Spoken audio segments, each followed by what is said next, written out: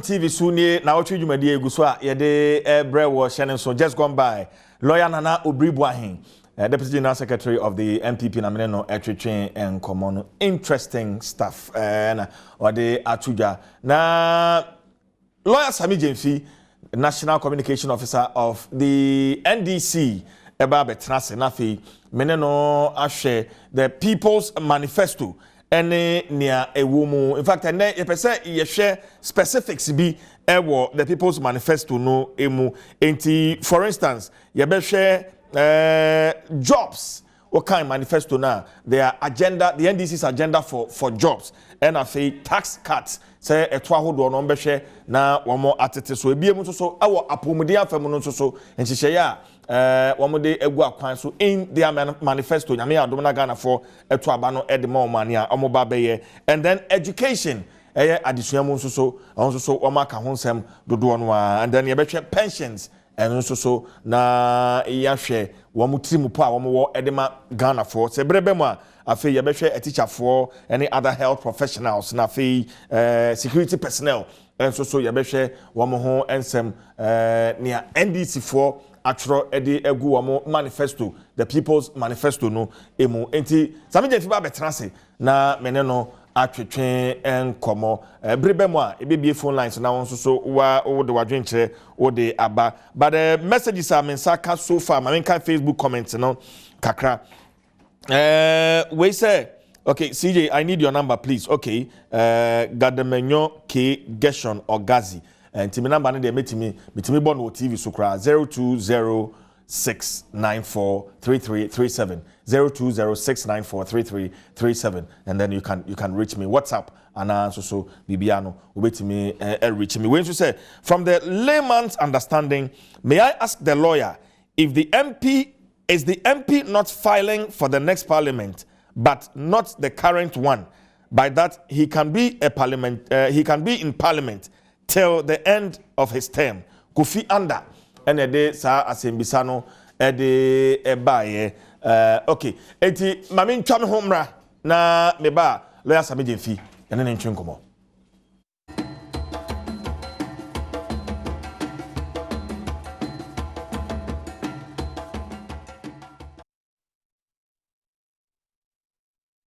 Suni Yamao Akwa lawyer Sami Jemfi, National Communication Officer of the NDC. What's Nancy? Sami? Boko de.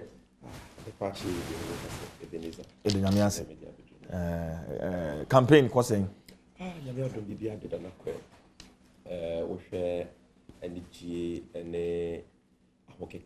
Ghana for Edishia Eura, John Dramani Mahama.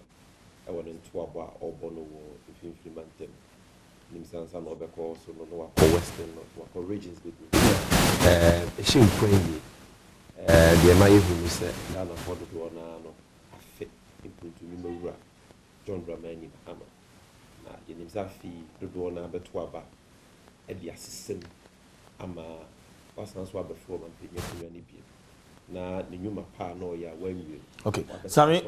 mami simana me ntwa me homra na yenhwa ade ketekete mami ntwa me homra me ba sisi a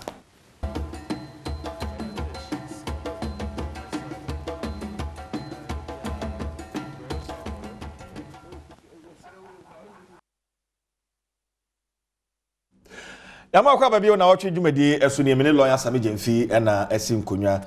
in the second half of the show yede nkomotwetwe yede ebro Sami na wano guso a wo kasa wo kire campaign no senia eko na itwaye yeah entoabo no eko kama the rescue mission na ye fiti ehon toabo be bosome kakra ni no sisi omampanyi Mahama dia kopie mfimfiri mantem ye maame obatampa obemfumu kunyini Professor Nana Jeno Pukwajema oye na bidi akire so e dia kopie asantementem na wo hwe odoni ahokeka Ghana de hye konkron a ewo sampatamu yi e de ehia won enye honko an bebi o medical konyina na hwe senior mesi accept your message ye nhihye ye pa esi ye niso a ye ton na ye sre won se omunyina no so nto abamaye na ema ye nya gidie ema ye nya rehwemu se ensisan ba come 7 December no onyame mwanti yewura John Dramani Mahama besan so afro omampanyi akonwa ne biem wa beto ne nyuma paso ama yehu mpuntu yehu nyuma pa yehu nsachira yewa mamuo mu a ebe magana akonanim na yenyina yafa yentoma pefra nti so far so good. The rescue mission is on course na yewu gidie yewa rehwemu se so nyame kakrakai hata suruhoi na Ghana fo aso ansu aso ansa no mahu de mu edru no mu nim se du nim tuo na de ne gina tro no anu nti no na sankofa so ye nchiri nti no come 7 December ebe yen sisemu ama yewura John Dramani Mahama sanso ababiem. Okay, but for many Ghanaians the question is Argentina NDC person was also ever back to power. Sammy. You know him. Omei se tibia woman no enye tibia pa. Enye emergency repe. Enye mesai. Empempen so was say nka omai na dru no hwe baabi a yewura John Dramani Mahama odwen omai Ghana ho okyekyere omai no kodru ye na. E was nka na yakoye nim bebre. But amai ba ye ode yakoye chi. Enne Ghana fo bebre wa ahokyere ne ahohihia mu. Bebre hweme. Na menim so mo ne bebe ya adwen sa. Enne wo ton a yento. Ufiri a yentua. Sika fra pata ma odon sa hye obotomu a ensi bibia so. Enyema mu aye dia ma nipa bebre. Adwuma ho asema ye dia ma Ghana memo ane mabawa. Because nyuma pa yewura Akufo-Addo share bo se oba no waba bi kriti ne ye hu. Say one district, one factory, ene Adane Sakawa 419. Say one village, one dam, ene yehu. District $1 million per constituency, ene yehu. Say one district, one market, one district, one hospital, one region, one theater. Sa boshe dewa mo de share ye ma Ghana fo nya wo mujidie to abama wo 2016 ni nyina no ene Adane Sakawa. Eno nti Ghana fo bebre hu se ensisa na ye ne na ye hwehwe no ye nsan kan ye bosha o mampanyi Akufo-Addo de share no untumi ni so enye no nko a impuntu nyuma aboyen in the last 4 years to say the Johnson abo akoko no in spite of the facts of mampanyi Akufo-Addo aban ya wenye sika chen Ghana aban bia o ma bobosia nko 140 billion John Mahama bobosia less than 54 billion. And so nkran ha kra no me bisa say de na John Mahama de na bosia ya asije obetimi abobedu wa mo kra no beka Kutuka International Airport terminal 3 fefa wesiasi wa ema omayi sika eye the best airport in the whole of West Africa. One ka hwe kra no beka Circle Dubai interchange abua easy traffic na ma nkran aye kra behwe obeka Ridge Hospital isiwo kakraka hospital fefa te second Piski Hotel yakasa da phone crowd obeda John Mahama de sima Ghana for e was a mantabuemu COVID-19 ba ye nya John Mahama hospitals akefa he hwe University of Ghana Medical Center quaternary health facility yet the best in the whole of Africa, no, West Africa. Share Temaport expansion $1.5 billion and I'm Temaport yet second biggest port in the whole of West Africa, second only to Lagos. Hwisike de brave Numa Kriti. So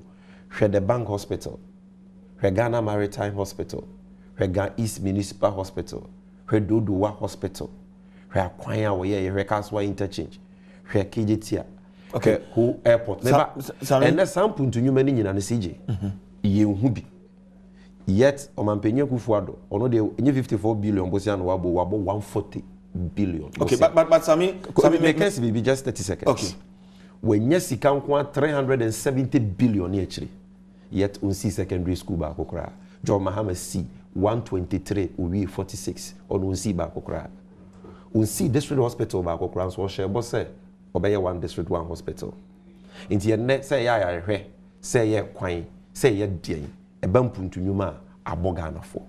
Inti bebi abeko bia no hu se nyema nkoye. Mpuntu nyuma na Omampenyi Mahama fiti ase na nya yeje aguo na ebi mfofo amene no. Ya abandon omaye japade bebira ye de menu mienu tuo ne de aye. So we are not seeing the projects. Bosha no so mu ni so. De ye hu na eye patapa mamu pinchin basa ye ni oyene. Ena ya to ahye court so ha, ena ya kobuwe, ena ya bowe tu ha. De ye hu aye kata ahye ne project ena ya faga na sika sei. abusua ba ko pe agi bibia aboso agi bibia kentan so Ghana for pensesa na se ye pensesa dia nene e wo se yewura John Dramani Mahama na breso na ye da yetumi da na breso na ye nyina yetimi ka ye hubom se nipa ba ko na yimu bia ne yemu na breso ne ye hu mpuntu nyuma suku akwan hospital ene de keka ho na breso no ye nhyehyɛ ye pa bebrias na de ahoto ne mpuntu ba no ye be sanso ama na ba biem because ye to aba e de pempuntu it is aban bi ba na ne nhyehyɛ ye a wo ye ne mfa nwuma ma mfa mpuntu ma mfa ahoto ma e wo se ye ma ne kɔtra nkyɛ na de obetumi aye no ya ma na ba enti ba ye pese ye ba biem no ye pese ye ba biem ne yaba be create a minimum of 1 million jobs ya to din adwuma pa Sami ye beba the specifics answer na betra o ba betra so kwa na medical bobo the specific areas and me know eba be discuss but say mobobo projects under the NDC government mo ye na the argument of value for money eba from mo opponents how do you respond? Value for money no what kind of provoke kraka mena na akusua mansa or hwe me wa manafo okay enti for instance value for money ni say enti for instance circle interchange the cost even Kaswa interchange around that time Mekai said the honorable member of parliament for the area raising issues about the cost value for money and causing financial loss to the state ne keke ka ho sanche no say Senegal for trimo then I believe they can trust you with another thing impuntunyuma ye ni nyina dodo na waboboso yi na value for money audit ka ho Rage Hospital ye ho value for money yewura kwaku ba ko a show documents no news file Kaswa interchange ye ho value for money even circle after say approve facility ni we no ye ho value for money into obi kase John Mahama ye mpuntunyuma de but sika sem no sika ye de ye na doso dodo a na wonim de woka because ye yes project no nyina value for money anye bia no ye nuanom MPP for mo position 2016 te said de wokan e na no mo keka sansem no se o John Mahama ye mpuntunyuma de enso sika ode ye no ode bia toto so meboa yes se o mampenye kufu adoka se John Mahama ode $10 million a printed presidential diaries meboa o sanso kan say Rage Hospital Kaswa interchange Kumasi airport expansion project John Dramani Mahama dwe o mine ho nti o ye no o se ni nyina wabo mu kro no ode sika to so o kan ya di gu papa ne ho fi ese ni din ka se John Mahama ye corrupt eno na Ghana fo bi tie ya ye de to abama o mu no eno ma betina konwa so se nya kasa ne ye patie se wo so bi ye project no ode sika to so no abo mine kro no a ihwehwemu na wo se we na de ho adanse ba na de we di sika no ne de nakwa kogina mara no enya sa de ye no omo ba ye omo de adanse ba akokora ba se projects a wabobosu yi obi edi hu sika 1 peso nhwehwemu omo ka so omo ye Koko Rose omo ka so omo ye order 3 years ni omo gya akwan na bu amana tutu ase amana be ye o man ne ka no omo tinya chi nipa ba akokora abo de ko adu se obo kro no 1 Ghana cedis Kaswa interchange ne circle Dubai Kumasi airport expansion project John Mahama ye omo ka so wabomu kro no say ni din ya no omo de adanse ba akokora ba you are not a scintilla of evidence not even one so kasanko ena no kresonko enti dia wose wo hu ne se eye nkontompo ene bosiremu ka ena mo de gu papa ne ho fi kwa otan hu nti enei omunya danse bi amae omo so ntimi nye bi de papa ne ye ma Ghana no omo ntimi nye bi kire me dwabe no masi akwan papa be no maye school papa be no masi secondary school kire me bi university be no masi hospital be no masi de ama Ghana inyuma papa be no makriti apart from napkwa yese mabunu nya ne 3 years no mo betene fie enso na de oye no otan hu nti John Mahama edim kontumpo ne na da ase ni di ndi na mfra ma ba makokoto ada ho obeka se John Mahama ebo project bi mu kro no enu nti ne yeto aba ma enu nti na wote so fie na ni bia na wa ya afa ho ho adanse we ho na de na ko gina mrani ti de kire ne se yahudu rather sem no mo ka de bepa etumi minu ase ye camp omo aye projects no mo bom kro no a no mo di sika toto ne bo so amana ya akese a ensan aban we hu nkoka aban bi asem na nanya nti na me want me go into details but let me give you a few examples onyina so the most expensive cocoa road project since Gorgesburg time be seen there. Omampenye Kufuor na ye. Enchi Elubo Road, 71 kilometers. Ne boy $116 million. Into 1 kilometer biano, $1.6 million. ABC da. Se Ghana bako semu. Yebeye cocoa road, 1 kilometer, $1.6 million. Almost 100 billion titisika. Some say a road bang. Enchi Elubo Road. Okay. Omunkwani abanya. Ameri. Okay. Sa power plant na jo Mahama de ba ya ema ye nyina mahoden a ye de tu dum so ase no. Omo ka se jo Mahama bobu kro no de $150 million atoso. Okay. Into omo ba ya no omo ka so omo behwehwem kra no omo apɛ adanse de atwam. Omo te committee 17 omo konom tea e wo Dubai. Omo de Ameri fo ankase sika. Ameri fo no omo so omo ye omo adwuma mu hwehwemu no. Omo gi omo asika ne twa plane ticket call ye de konom tea di eje pe di e makase. Omo wi akire no ma hu se John Mahama de one city kura to Ameri power plant ne so. Afi yete wa omo se oh Ameri no kura no adwuma no yenyin from mu se me farmer company foforo ye friend Miscellaneous. Okay, Ameri innovation di one na making. E wi akire no na nkrata o mampani Kufuor do ankasa de akomra hye bedwam se yenyin tum na yen nye contract ne free company ye friend Ameri ho emma company foforo ye friend Miscellaneous no o mampani Kufuor do afa frakadam kwanso e di $800 million and ato so ye che na o say oh we there I was misled obi na dada me na je say ya nche wa enya NDC mrahye bedwafo ene ye che wa enka wo boga na kro no $800 billion why na inflating government projects than this government so sam kontumpo no omo de dada nipa binom no in 2016 ene enya adwuma biem the year bi so omo ne se mo enya sika chan ban bia wo Ghana bakosemu $370 billion Kufuor enya bi JJ Rawlings enya bi Atamils enya bi John Mahama enya bi John Mahama de na ye $190 billion mon kwa $370 billion mon kire ye de mo de aya Ghana fo betumi di omo sa kine so se mo ba ye enya kwan we mo ba ye enya airport we mo ba we enya hospital we ye enya clinic we mon kire ye bi and ye enya secondary school we the only government in Ghana's history omo see one hospital or one you can say university or one secondary school. That's a I'm for the children in Twaso. Dia. And yet I was almost tranching. Not you bit why you be da. I don't your friend I boafo. Or see a dear you, or see Beckett John Dramani Mahama. Or bet one in Numa Paso. Nana make a Numa Pan make out say nay obey. The sin and niso casepa Juma wasem. The atosu beam a or may ya Ghana for Apomudi wasem. The atoso miensa ye mofra edisuan wasem. Apart from sa nyama miensa o nhihye bibiri fa pensions. Pensioners. Okay, a teacher for Sami security agencies. Maminya clarification kakra. Elubo Enchi Road no now say cost to saying $116 million. And I will say 71 kilometers. Okay. Into divide here $1.6 million. What the back and the Sikamua almost $100 billion for 1 kilometer of road. Okay. Okay. And they awarded the project to a Ghanaian contractor in dollars. Omonkwa na yebida. Omonkwa na the road contract. Emma Ghanaian in dollars. And not just a Lubo, you know. There are about 5 road projects that need money in dollars. Another time we'll talk about that. But today, let's talk about the entire John Dramani Mahama Ebe na kutudwegu form nsadansa ye ne yesrese Ghana for be adoma ma mfie na biem ne abetwa yenyuma. Okay, on jobs from the People's Manifesto Muslim will create 250,000 jobs afibia every year. In 4 years no ye create 1 million jobs na eno ne ato din adwuma pa nti ene menua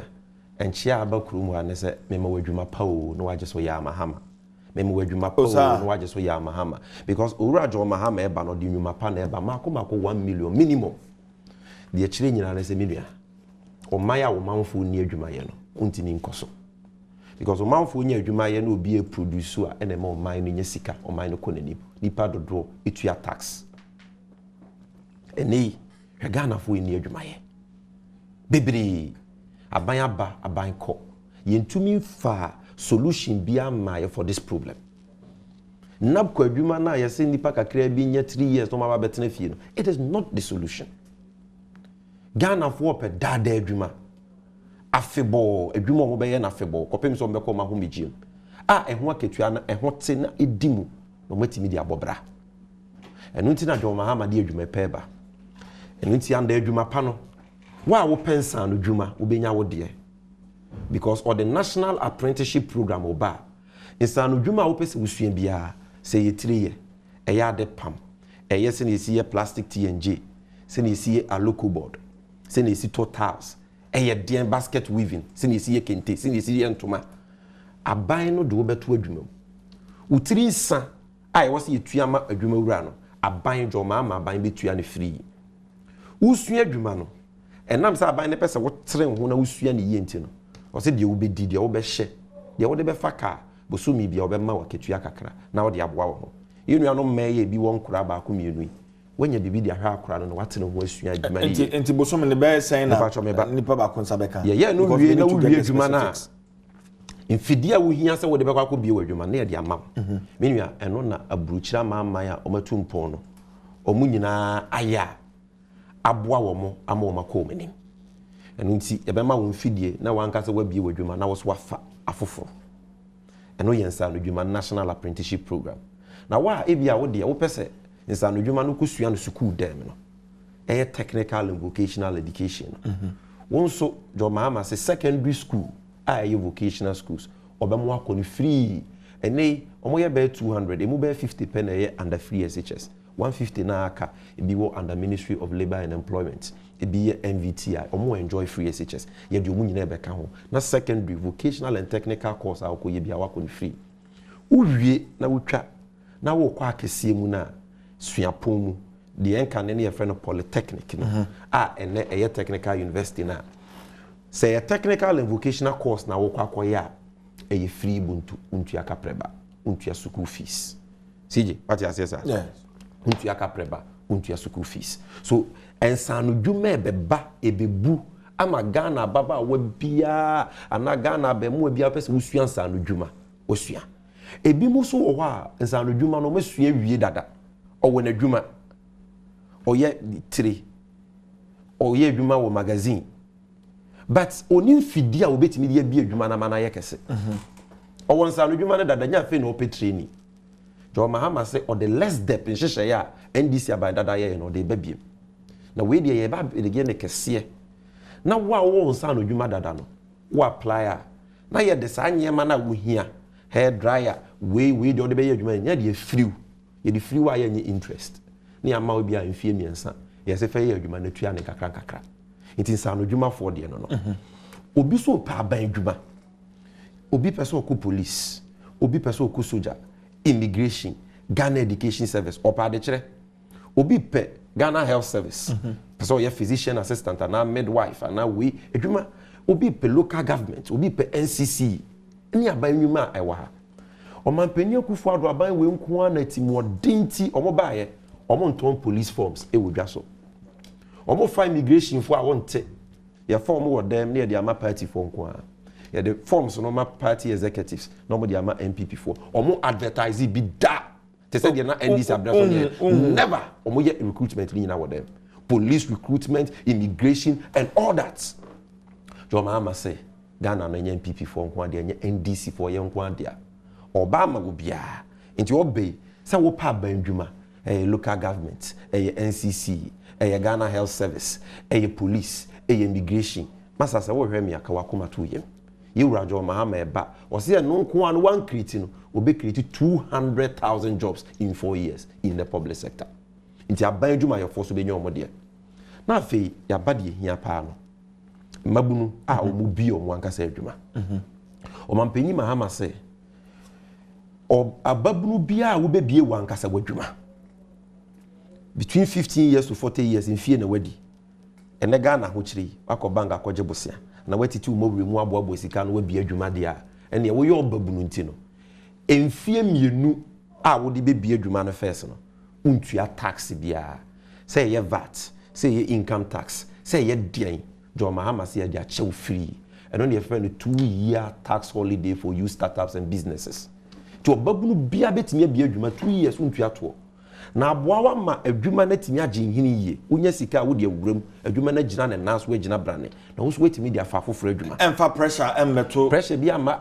woni mabrofo aye ma o tax waivers na ye de magana mabunu mo so timi bi enwuma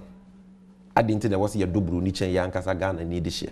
ye bi mabrofo ade nti nye bi magana mabunu so we will do it na nya no nko a ye se Ghana mabunu mako 1 million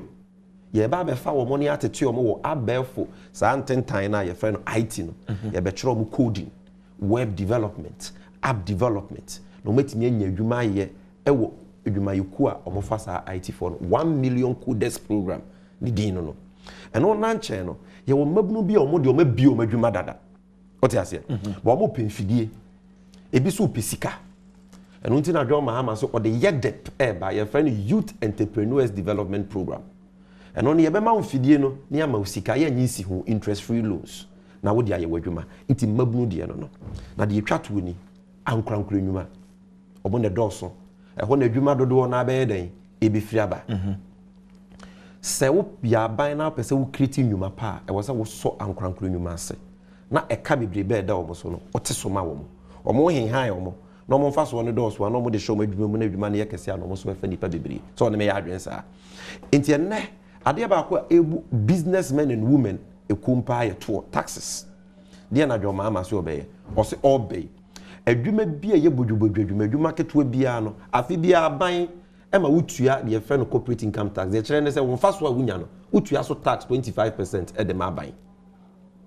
dwo ma so obey 25% no se wo ye adwuma keto a wo fa nipa be du nipa be nu nipa be 15 a wo sa tax no de a che free untua 25% income tax ni biam se adwuma no so afa na wabie na ebe fa nipa 20 ni akira first 2 years or the sa income tax ne be chew nti si gana say CJ fa ne se wonfa so afa 100 million enka ndo mampenya kufuado betua income tax was so 25 million do mama de 25 million ne be chew na de ahye wadwuma nim sorti ma se metio iti income tax nkwano VAT na o mampenye kufuado atomu no joma ama so bete so 5% enya no nko ene ye ya ma ho ahenhan ho omo ye transport businesses omo de trotro 207 Uton bus VIP bus amiaka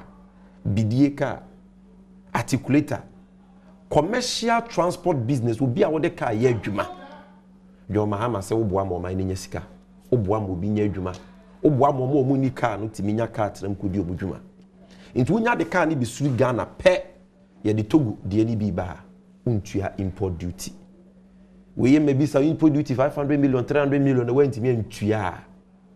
ya ka se ya je wo car ya bone auction ama politician bi abusuani ye de chew car bo ba form no ya ye fro car no so lorry fare bo beba form amaye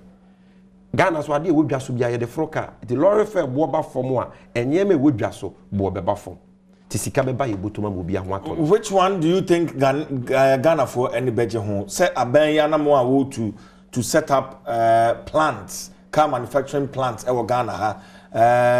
ma yatete so ma Ghana ko wachi kra aban we set up car manufacturing plant bia e yo kontompo VW plant Tefreka plant no when I catch us mo ye car wa on say mo ye car sem bia kire mo na mo taking face value opa ene di mechinye ye pon wa ye fa camera nko ne nko ye so mo ye car bia car ne ye ni Germany na ye de esi container mu ne ye tutu tie na firi ase o mo de ba Ghana na ye de tie na bebobo ho ye say asambo car wa Ghana. That is what they are doing, that they are not manufacturing nothing. Na kwesi bro ni di adwuma nkoso. So are you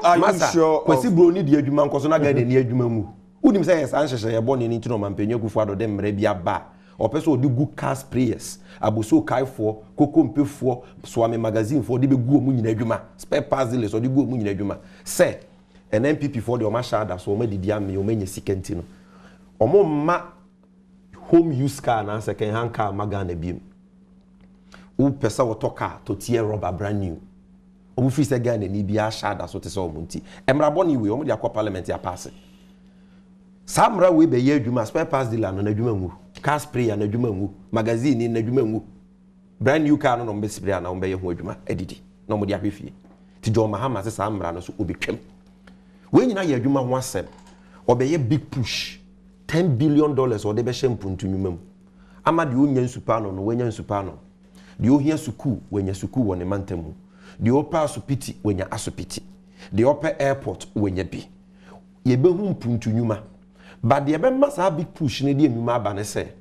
under $10 billion na ye de ba be ya sa mpuntu nyuma no oni se John Mahama so de mpuntu nyuma wa ye bida the first time nko na wenya sika bibiri kra no or the $6 billion na ye mpuntu nyuma it is $10 billion $10 billion ne ya moko fa no wa Ghana sika time John Mahama this $6 billion infrastructure between 2013 and 2016 na Ghana oil abura na yitu ne wo ba kope Jubilee Fields Ghana need to oil one day 40,000 barrels per day and John Mahama hyehyɛ panti saa oil abura no yenya mienu aka ho 10 sankofa gigame for so what nti ene Ghana oil ni yenya 40,000 barrels per day yenya 200,000 barrels ehu sika o mampenye kufu adode na mpenyefo adi ni nyina omo mfanye mpuntu nyuma bia ya use because omo di omo di aye consumption yenkoye capacity building wa ha na ministers 125 presidential staffers brapem o maketua bebiri ihu adwuma bia omo ye enye bia na akọ interventions by free SHS sika o ma say no ho nyina 3.2 billion free water free electricity masa 3.2 billion no ti free bosi o ma bo 140 billion mu aka say o de ti free oil sika mu kra aka say dia aka no bo de aye de so eno de yem fanton che free electricity free water or maybe a year because of COVID-19 Rwanda cover or when you enjoy free electricity and free water for more than since March April Togo for yebi Zimbabwe yebi what is new about it COVID-19 na bentia sika wo de ye no petrol enyo de o ma sika o petrol ye oil sika o take akresi the friend stabilization fund and all this adwuma and that is the purpose in tia John Mahama any president Mills aban yes amra no say ye oil sika ne take akresi na ho kire ba ye de aso manfo ase enti Mahama na wo ho anko be ye de chance akra